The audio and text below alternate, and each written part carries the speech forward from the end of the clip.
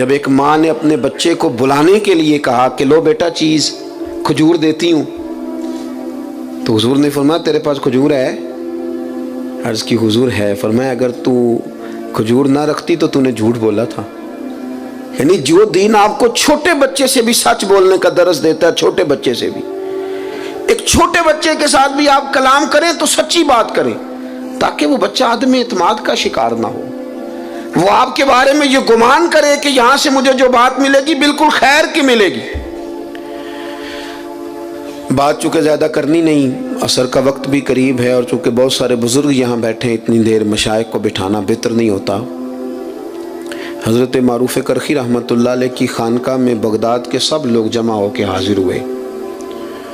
عرض کی حضور بارش نہیں ہو رہی، مہینوں بیت گئے، جانور بھی بھوکے ہیں، پیاسے ہیں، فصلیں بھی ہماری پریشانی کا شکار ہیں، آپ مہربانی فرمائیں، دعا کر دیں۔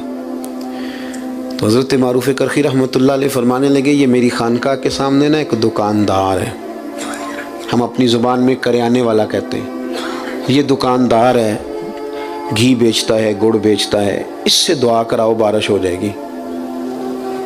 یہ نا دکاندار سے، اللہ اکبر۔ تب سارے اس کو جانتے تھے، وہ ان کے علاقے کا تھا، کہ حضرت جی اس سے دعا کرائیں۔ فرمایا تمہیں کہا ہے نا کراؤ بارش ہو جائے گی۔ لوگ جمع ہو کے چلے گئے، اس سے جا کے کہا میاں دعا کر دو بارش کے لیے۔ تو وہ کہنے لگا مجھے کہاں دعا آتی ہے، لیکن چلیں قراء سے معذرت کے ساتھ، لفظ تاثیر سے بنتے ہیں تلفظ سے نہیں، اہل دل آج بھی ہیں اہل زبان سے آگے۔ کہا جناب دعا کر دیں، کہا مجھے کہاں دعا آتی ہے، حضرت سے کراؤ۔ کہنے لگے انہوں نے بھیجا ہے۔ کہا شیخ نے بھیجا ہے تو کر دیتے ہیں۔ ہاتھ اٹھائے، سادہ آدمی، سادے جملے۔ کہنے لگا اللہ تیرے بندے آئے ہیں اور تیرے بندے نے بھیجے، بارش کے متلاشی ہیں، تو کریم ہے، کرم فرما دے۔ لوگ کہتے ہیں کوئی آثار نہیں تھے، پر اس کی دعا مکمل نہیں ہوئی کہ کالی گھٹائیں چھا گئیں اور بارش اس طرح جم کے برسی کے جل تھل ہو گیا۔ باقی لوگ تو چلے گئے، اہل دل حضرت معروف کرخی کی خدمت میں حاضر ہوئے۔ عرض کی حضور یہ تو ہمارے ساتھ نماز پڑھتا ہے، کلاس فیلو ہے، اسی محلے میں پیدا ہو کے بڑا ہوا ہے، کوئی رات کو الگ سے آ کے نماز پڑھتا ہے؟ فرمایا نہیں، اتنی ہی 5 نمازیں جتنی تم پڑھتے ہو، وہی اس کا حال ہے، کچھ زیادہ نہیں۔ اللہ اکبر۔ عرض کی حضور پھر کوئی تو خوبی ہوگی کہ قبولیت اس کی دعاؤں کے اتنی قریب ہے کہ وہ کشکول طلب پورا پھیلاتا بھی نہیں کہ رحمت برستی ہے، حضور کوئی بات؟ تو حضرت معروف کرخی کی بوڑھی آنکھیں چمکدار ہوئیں، چند آنسو قطرے بن کے ٹپکے، فرمانے لگے 35 سال ہو گئے میرے سامنے دکان کرتے، غریب کا غریب رہ گیا، لیکن اس نے گاہکوں کے ساتھ سچ بولا ہے، اس نے سودا پورا تولا ہے، اس نے اللہ کے بندوں کو لوٹا نہیں۔ وہ جو 35 سال رب کی بات مانے نا، وہ جب ہاتھ اٹھا دے تو رب بھی مان لیا کرتا ہے، بس اتنی بات ہے۔ اس نے 35 سال دیانتداری سے وقت گزارا، اس کا دل صاف رہا، اس نے صفائی کے ساتھ ڈیوٹی کری۔ اب وہ جب ہاتھ پھیلاتا ہے تو مالک بھی قبول کر لیتا ہے۔ وہ میرے بھائی، اگر طبیعتیں اس طرح کی ہوں، لہجے اس طرح کے ہوں کہ ہم نہ بہت زیادہ پھیلنے کی بجائے محدود ہوں، لیکن سچے ہوں، کھرے ہوں، دیانت والے ہوں۔ تاریخ ہمیں بتاتی ہے کہ حضرت اسماء بنت ابی بکر صدیق رضی اللہ تعالی عنہ جب چلے گئے نا محبوب کریم علیہ السلام سیدنا صدیق اکبر کو لے کر غار ثور میں، تو ابو جہل کچھ لوگوں کو لے کے ان کے دروازے آیا، شور کیا اس نے۔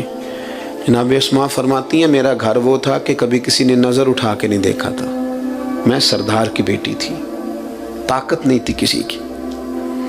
اس نے شور کیا تو میں پردہ اوڑے باہر نکلی، کہنے لگا کہاں گئے تیرے والد؟ جوانوں غور کرنا، کوئی فائدہ نہیں ہوتا پھر بھی ہم غلط بات کرتے ہیں، کچھ بھی نہیں ہوتا پھر بھی جھوٹ بولتے ہیں، کچھ دنیاوی نفع بھی نہیں، صرف اس مجلس میں تھوڑا ذائقہ پیدا کرنے کے لیے دروغ گوئی۔ پاس سمیٹنے لگا ہوں، سیدہ فرماتی ہیں کہ اس نے کہا کدھر گئے ہیں؟ فرماتی ہیں میرے سامنے 2 راستے تھے، ایک تو یہ تھا کہ میں سچ بولوں اور کہوں غار ثور میں ہے، پر یہ تو وفا کے خلاف ہے، یہ تو پہنچ جائیں گے، حضور کو تکلیف دیں گے۔ اور ایک یہ کہ میں جھوٹ بولوں کہ مجھے پتہ نہیں، اور یہ حضور کی شریعت کے خلاف ہے۔ آپ فرماتی ہیں میرے لیے مشکل آ گئی، کس طرح جھوٹ بولوں، صدیق کی بیٹی ہوں اور صدیق اکبر کی نور نظر ہوں، کیسے، اور سچ بتاؤں تو کیسے؟ میں سوچ رہی تھی تو اس نے شور کیا، کہا بتاؤ کہاں ہے؟ سنو ملت کے جوانوں، ایک خاتون فرماتی ہے میں نے ساری ہمتیں جمع کر کے کہا اللہ میری مدد کرنا۔ اس نے جب تیسری بار پوچھا کہاں گئے تو میں نے کہا سن پھر، مجھے پتہ ہے وہ دونوں کہاں ہیں پر میں بتاؤں گی نہیں، میں سچ بولوں گی، خبر ہے مجھے وہ کچا رنگے للاری والا جیڑا چڑھدا تے لیندا رہندا، اے عشق تیرے دا رنگ محمد چڑھ جائے پھر نہیں لیندا۔ کہا نہیں بتاؤں گی، پتہ ہے۔ اتنے بڑے مجمع میں اتنے بڑے سردار کو اس طرح کے جملے، اس نے ایک تھپڑ مار دیا۔ کتنی کبھی کسی نے آنکھ اٹھا کے نہیں دیکھا تھا، میں گری تو کان پھٹ گیا، خون نکلا۔ لوگوں نے اسے پکڑا، یار تو سردار ہو کہ بچی کی طرف دیکھتا ہے، شرم کر، لوگ لے گئے۔ فرماتی ہیں اسی طرح میں نے کان لپیٹے۔ آج جو حاجی گارے سور پہ جاتے ہیں وہ بعد میں آ کے میری طرح ڈینگے مارتے ہیں کہ ہم ہو آئے، ہم چلے گئے تھے، حالانکہ راستہ بن گیا، راستے میں کئی جگہ بیٹھنے کا بندوبست ہے، لیکن اس وقت جانا اور رات کو جانا اور اتنی مشکل سے جانا۔ فرماتی ہیں میں کھانا پکا کے اسی طرح لے گئی، اور میرا وجود، میرا کان زخمی تھا۔ جب میرا چہرہ پردے میں لپٹا ہوا دیکھا تو میرے والد پریشان ہوئے، بیٹے کیا ہے؟ میں نے کہا کچھ نہیں، کھانا کھائیے۔ اور جب وہاں انداز اور طرح کا ہو گیا، پریشانی بڑی، تو محبوب بولے کہ اسماء بتاتی کیوں نہیں؟ کہتی ہیں میں نے وہ کپڑا ہٹایا تو خون پھر بہنے لگا۔ عرض کی یا رسول اللہ، معاملہ یہ تھا کہ سچ بھی بولنا تھا، وفا بھی بچانی تھی، حضور میں نے دونوں چیزیں بچائیں۔ تھوڑی تکلیف آئی پر دونوں چیزیں بچ گئیں۔ ہلکے سے آنسو حضرت صدیق اکبر کے نکلے، قربان جائیں، حضور نے خود اپنے ہاتھوں سے صاف کر دیے۔ ایک واری میری آنکھیاں چوں انہاں نے اتھرو پونجے سن، ان تے چسکا پہ گیا رونے دا، تے ہر ویلے آہو زاری دا۔ محبوب کریم نے تسلی دی اور پھر ہاتھ اٹھا کے کہا اللہ میں ابو بکر سے راضی ہوں، تو بھی اس سے راضی ہو جا، میں راضی ہوں تو راضی ہو جا۔ اپنے زبان پر آپ نے اصلاح معاشرہ نام رکھا تو قرآن کہتا ہے تم سیدھی بات کرو، یصلح لکم اعمالکم، اللہ تمہارے اعمال سنوار دے گا۔ اللہ تعالیٰ تمام کرنے والوں کو، آنے والوں کو برکات عطا فرمائے۔